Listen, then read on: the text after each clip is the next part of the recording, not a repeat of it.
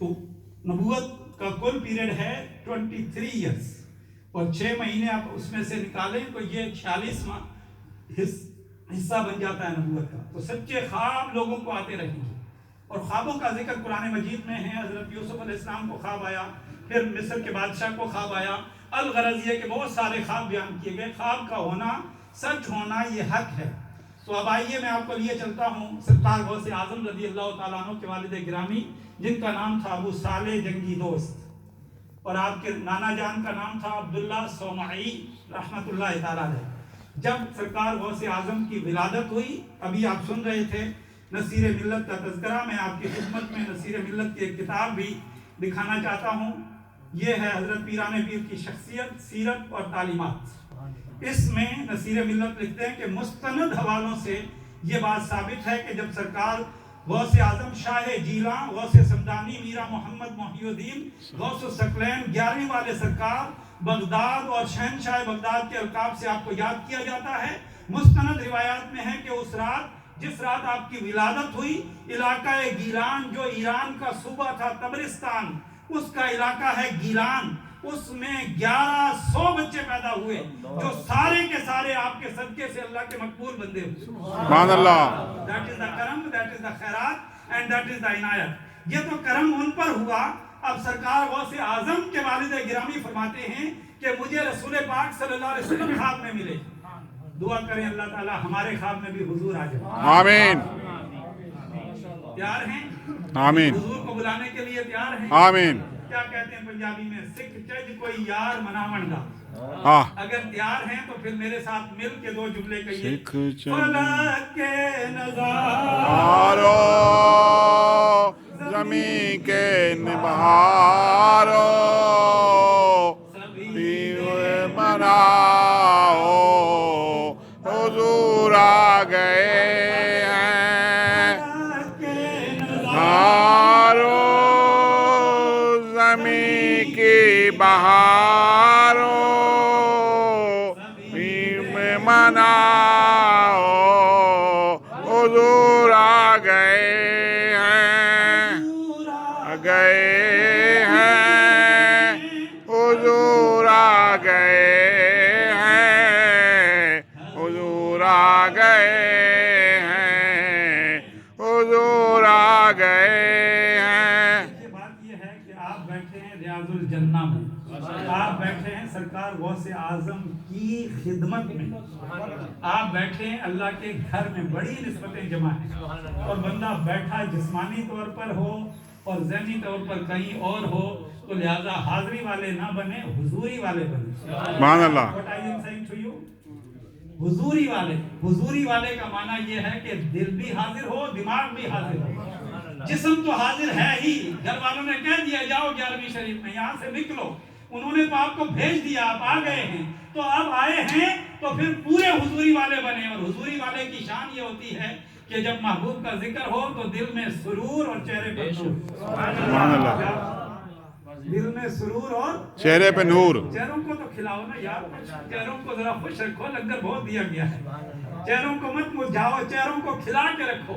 اور حضور علیہ السلام کی خوشی ہے، سرکار غوث اعظم کی ولادت 11 ربیع الثانی کو ہوئی ہے اور 470 ہجری تھی، اور جب آپ کی ولادت ہوئی تو رسول پاک صلی اللہ علیہ وسلم خواب میں تشریف لائے اور فرمایا یا ابا صالح آتاک اللہ ابنا وهو ولی ومحبوبی ومحبوب اللہ تعالی وسیکون له شان فی الاولیاء والاکتاب کا شانی بین الانبیاء والمرسلین۔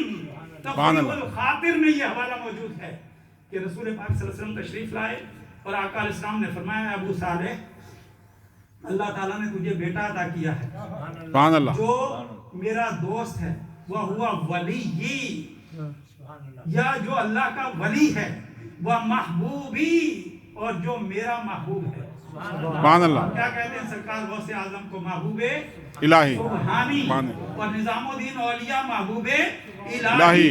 This title was given to Sayyidina Shaykh Abdul Qadir Jilani by Rasulullah صلی اللہ علیہ وسلم himself۔ وَهُوَ وَلِيِّ وَمَحْبُوبِ وَمَحْبُوبُ اللَّهِ تعالی، اور اللہ کا بھی محبوب ہے، اور ان قریب اس کی شان اولیاء میں وہ ہوگی، اقطاب میں اس کا مقام وہ ہوگا جو شان میری انبیاء اور مرسلین کے اندر ہے. سبحان اللہ. اقطاب یہ ولایت کی انتہا ہے. قطبیت ولایت کا سب سے بڑا درجہ ہے. رسول پاک صلی اللہ علیہ وسلم نے فرمایا خواب کی صورت میں کہ وہ اولیاء کے اندر اور اقطاب کے اندر اس طرح چمکے گا جس طرح نبیوں کے جھرمٹ میں محمد الرسول اللہ. سبحان اللہ. اس لیے آپ نے فارسی کا ایک قول سنا ہوگا غوث اعظم درمیان اولیاء چون محمد درمیان انبیاء. سبحان اللہ. آپ کو معلوم ہے کہ رسول پاک صلی اللہ علیہ وسلم کی ولادت سے پہلے حضور کی آمد کے ڈنکے خود اللہ تعالیٰ نے بجائے. عالم ارواح میں ڈنکے بجے. اور پھر سیدنا ابراہیم علیہ السلام نے کعبہ تعمیر کرنے کے بعد دعائیں مانگی. پھر سیدنا عیسیٰ علیہ السلام کو اسٹیٹ سیکریٹری بنایا گیا.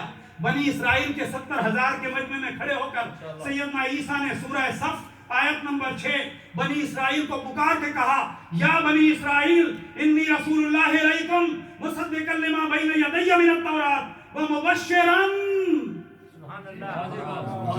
یہ جو آپ کہتے ہیں نا آمد مصطفیٰ مرحبا مرحبا، سب سے پہلا نعرہ انسانوں کے مجمع میں اور اجتماع کے اندر سیدنا عیسیٰ علیہ السلام نے لگایا. سبحان اللہ. مبشرن میں خوشخبری دے رہا ہوں. آمد مصطفیٰ لوگ کہہ رہے تھے مرحبا مرحبا.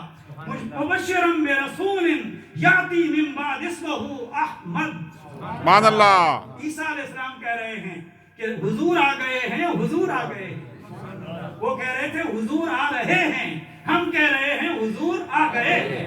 تو کیوں نہ کہیں محبت سے فلک کے نظاروں زمین کی بہاروں مناؤ حضور آ گئے ہیں. بس اس طرح سے جاگتے رہیے انشاءاللہ. میں اپنی منزل کی طرف رواں دواں ہوں. اب آئیے میں آپ کو لیے چلتا ہوں امام حسن عسکری. نام سنا آپ؟ سبحان اللہ. جی ہاں جی. امام حسن عسکری. ہاں جی. ہاں جی. بتائیے کون ہے امام حسن عسکری؟ امام پاک. پورے حال سے سوال ہے. 5 پاؤنڈ انعام بھی ہے. ادھر سے امام پاک. ادھر سے امام نہیں، پاک. ادھر سے سب سے. امام پاک. امام تو میں بھی کہہ رہا ہوں. امام حسن عسکری ائمہ اہل بیت. نام سنا؟ 12 امام میں سے یہ 11ویں امام ہے. امام حسن عسکری 11ویں امام ہے. اور یہ بھی سن لیجئے اہل تشیع کے نزدیک امام محمد مہدی علیہ السلام ان کے بیٹے ہیں. وہ چھوٹے تھے تو وہ غائب ہو گئے. ان کے نزدیک وہ امام غائب ہیں، چھپے ہوئے ہیں. وہ پکارتے رہتے ہیں اے امام غائب جلدی تشریف لے آئیے. ہمارا اہل سنت کا عقیدہ یہ ہے کہ امام محمد مہدی علیہ السلام پیدا ہوں گے جب قرب قیامت ہوگا. اس وقت دجال اپنی پلاننگ کر چکا ہوگا. ادھر امام مہدی علیہ السلام کا ظہور ہوگا اور ادھر عیسیٰ علیہ السلام کی فلائٹ جو ہے لینڈ ہو رہی ہوگی سیریا میں. سبحان اللہ. عیسیٰ علیہ السلام will be a commander of امام مہدی علیہ السلام. امام مہدی علیہ السلام is going to request یا عیسیٰ علیہ السلام یا عیسیٰ ابن مریم could you leave the salah? He said no. Imam will be among the ummah of Rasul Pak sallallahu alaihi wasallam. سبحان اللہ. I came as a ummati of Rasul Pak sallallahu alaihi wasallam. My time of prophethood has been completed. Now I came as the follower of Rasul Pak sallallahu alaihi wasallam. سبحان اللہ. Why? Because that was the desire of all Anbiya. Sayyidina Musa alayhi salam made this dua. Sayyidina Ibrahim alayhi salam, Sayyidina Ishaq alayhi salam, the remaining Anbiya Ikram, they made dua, Ya Allah, you made each and everything for sake of Muhammad Rasulullah. Please make us the ummati of Rasul Pak sallallahu alaihi wasallam. Allah subhanahu wa ta'ala said, okay, I am going to accept your dua, but I can choose someone from you. And Isa alayhi salam was chosen. اسی لیے ان سے اعلان کروایا. تو یہ تینوں امام حسن عسکری علیہ السلام یا رضی اللہ تعالی عنہ یہ 11ویں امام ہیں. اور ہمارے نزدیک اور آپ کو اور حیرت ہوگی 232 ہجری میں ان کی مدینہ پاک میں ولادت ہوئی. اور پھر یہ 5 سال کے بعد ان کے والد انہیں لے کر سامرہ چلے گئے. اور پھر 260 ہجری میں only 28 years he alive ان کا وصال ہو گیا. تو یہ امام حسن عسکری اب اندازہ کر لیں. اور غوث پاک کی ولادت کب ہے؟ 470 ہجری میں. How much the difference? तकरीबन कितना फर्क बन गया, 200-250 साल का फर्क पड़ गया। इमाम हसन अस्करी ने अपने शागिर्द को कहा, keep this मुसल्ला and hand over to Sayyidina Shaykh Abdul Qadir Jilani.